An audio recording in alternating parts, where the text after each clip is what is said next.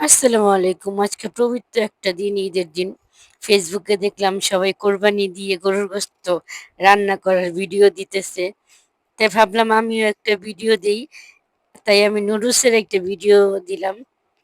আর কারণ আমরা তো আর কোরবানি দেই নাই, মধ্যবিত্ত মানুষ আমরা। আল্লাহ এখনো আমাদের কোরবানি দেওয়ার তৌফিক দান করেনি। ইনশাআল্লাহ কোনো একদিন তৌফিক দান করবে আল্লাহ আমাদেরকে কোরবানি দেওয়ার। আমি না ছোটবেলা থেকেই একটা কথা থেকে এখন পর্যন্ত বের হইতে পারি না। কথাটা হলো, আমার মনে হয় এই কোরবানি ঈদটা বড়লোকের জন্য। কোরবানি ঈদ আমার কাছে বোরিং, বোরিং লাগে। মনে হয় যে এটা বড়লোকেরা নতুন জামাকাপড় পরে কোরবানি দেয়। আর আমাদের মতো মধ্যবিত্ত আর গরিব যারা আছেন তাদের তো আর কোরবানি দেওয়ার সামর্থ্য নাই। এজন্য আমার মনে হয় যে এটা বড়লোকের ঈদ, গরিবদের না। কেন জানি আমি এই কথাটা থেকে না এখন পর্যন্ত বের হইতে পারি না।